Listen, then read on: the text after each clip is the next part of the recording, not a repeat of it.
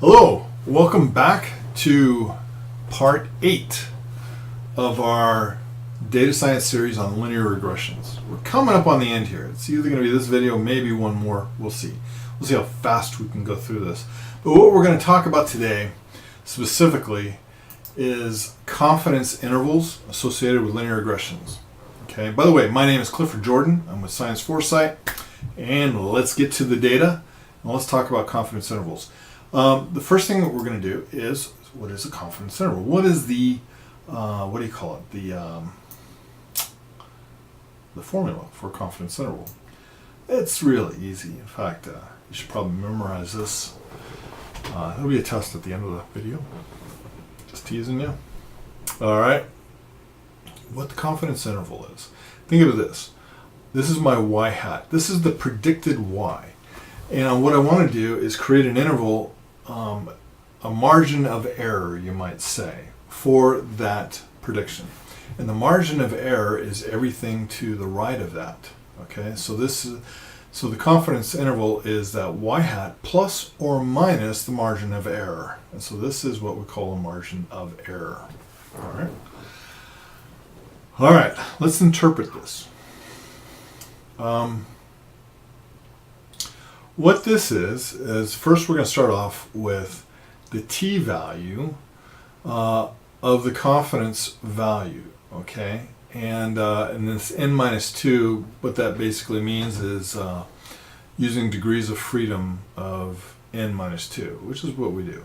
It's using degrees of freedom. In our case, it would be 84. We have 84 records. We take away 2. That's 82. So we can calculate this, and what this basically does is it gives us a number of standard deviations or a number of standard errors that are in the margin of error.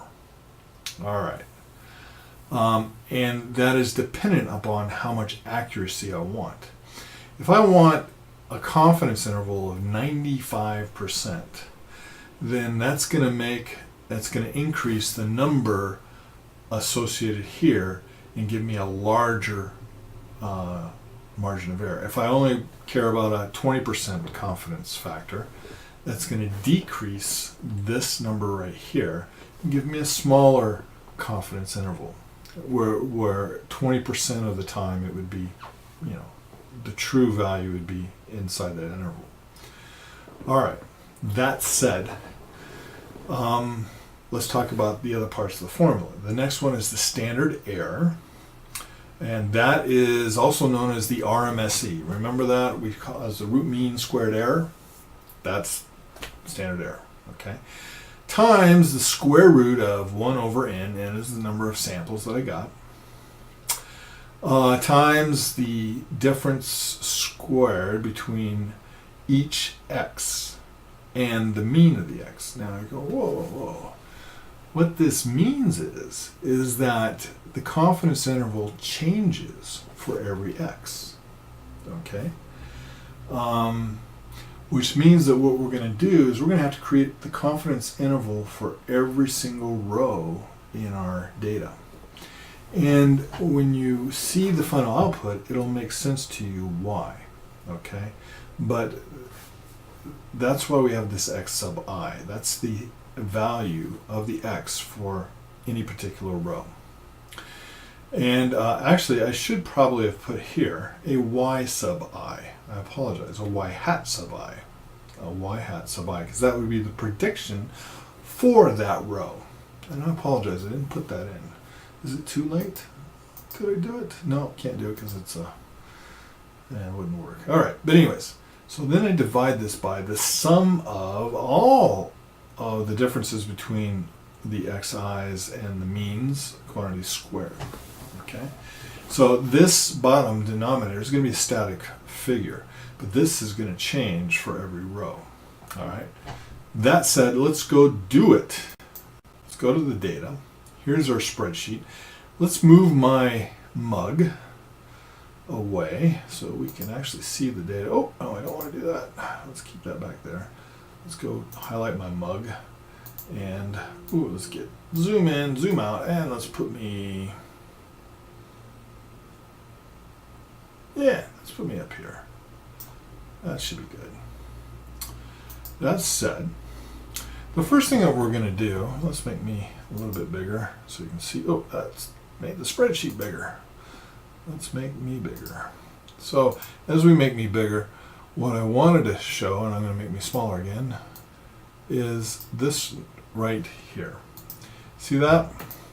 That's where I'm going to put in my confidence interval value, or my confidence factor. I don't know how you really say that, but the idea is I want to be 95% sure about that, about my predictions. Okay, so the idea is I'm going to create a confidence interval that will guarantee that the answers that I get will have as 95, or the true answers will be a 95% probability of being inside my interval.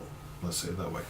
If I made this a smaller value, say I put it down to 0.2, it would create a smaller interval, with only 20% chance of the real value being inside that interval. Okay. All right. Let's go to it. Here, let's look at this monstrosity of an equation, and it's right here. And so if I click on it, you can kind of see all the dependents. I13, which is right here, this is the predicted y.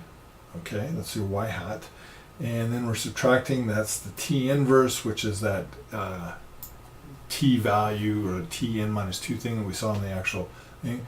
So to do that, you take 1 minus this 95. Okay, so 1 minus that is 0.05.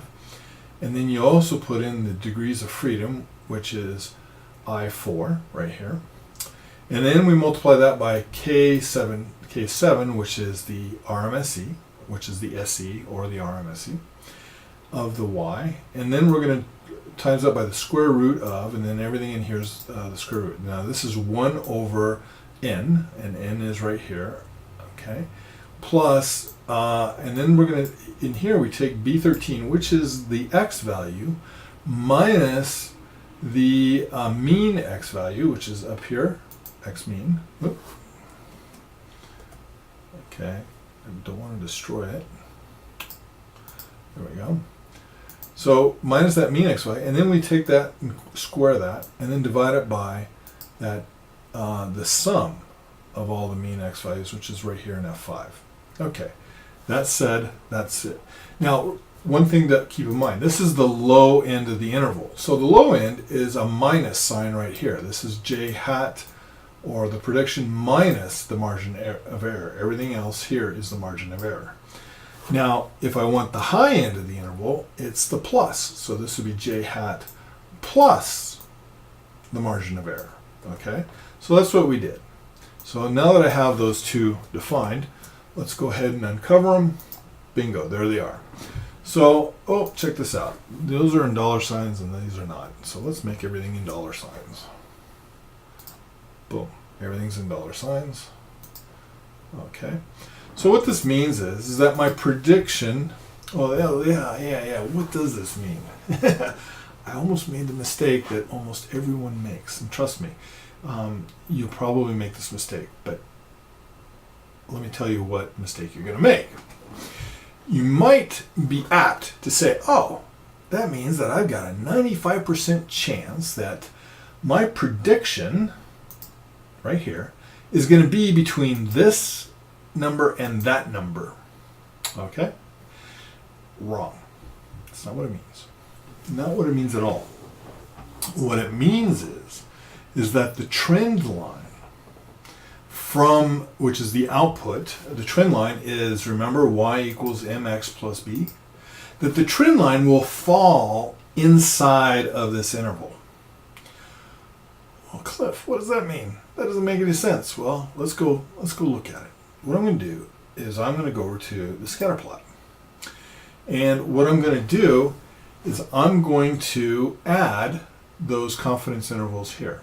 So I'm going to right click here, go to select data, and then I'm going to add, and I'm going to call this confidence, let's just say CONF low, and the x values Well, those are the same x values that I had before, so I'm just going to highlight those. There's the x values. And the y values are going to be right here, the low. Okay, so I highlight those, click, okay, bingo. That's confidence low. Now let's add the confidence high. CONF, high, x values. Let's go back to here and add in all those x values. Come on. And let's add in the y values, which is the confidence high. All right. Now, bingo, okay, and there we go. All right. So the x value, or the high, it's kind of hard to see this, but let's see if we can change the color. Let's go marker. Instead of gray, let's make these red. Okay, let's make these red. And let's make the lower ones. Also, let's make those red. And make these red. All right, cool. Now, if you look really close, and let's do something that'll just make it a little easier. I'm going to change the variance on this and make it 70. The reason why is because that's going to expand everything and it'll make it a little easier to see. All right, so I've just expanded the variance, but look at this. The upper confidence is right here. Okay, can you see that? And notice it gets a little bit closer right about here, and then it starts diverging away. And then here it starts, in the lower end starts, and it gets really close here, and then starts diverging away. Remember, what this is not telling me that all of these occurrences have a 95% chance of being inside that interval. That's not true. You see that. That's not true. What it does mean is that the trend line has a 95% chance of being in that interval. Bingo. And when I say the trend line, I'm talking the true trend line. The trend line is y equals mx plus b, which is the true m and the true b inside the client's head. Has a 95% chance of, when you figure out the trend line based upon your estimates, the true has a 95% chance of being inside this interval. Okay? Hopefully that makes sense. That it's very key to understand. So this is not about the data, the output, the predicted output being within that. It's about the trend line, which is the output of the linear regression. We're estimating, remember the output of the linear regression is an estimate for the slope, which is the sensitivity, and the y-intercept, which is the value of purchase without a coupon. Those are inside the client's head and maybe in the subconscious, and we're trying to predict those through the linear regression. We're trying to estimate that. And what this is just saying is that the true values inside this guy's head have a 95% chance of being within those two boundaries if you were to plot out the line based on those estimates. I think I said it right. All right, that said, you're probably saying, well, is that really what I wanted to know? I don't know. It does help. It does help. Trust me, you'll grow to appreciate that value, that confidence interval. But what you were probably thinking was that we wanted to have a confidence interval that would predict, that would allow us to determine the interval that our predictions are going to be, the predictions, the y-hats. That's what you may have been thinking the confidence interval is, and that's not called a confidence interval. That's called a prediction interval, okay?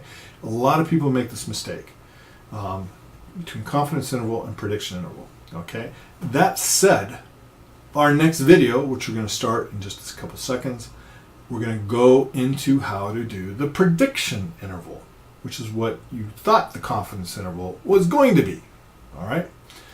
And you'll see it's fairly straightforward, and we'll actually do some experiments and you'll see how accurate it is. All right, so this video ends right now. This is video part 8, and the next video is part 9. See you in the next video.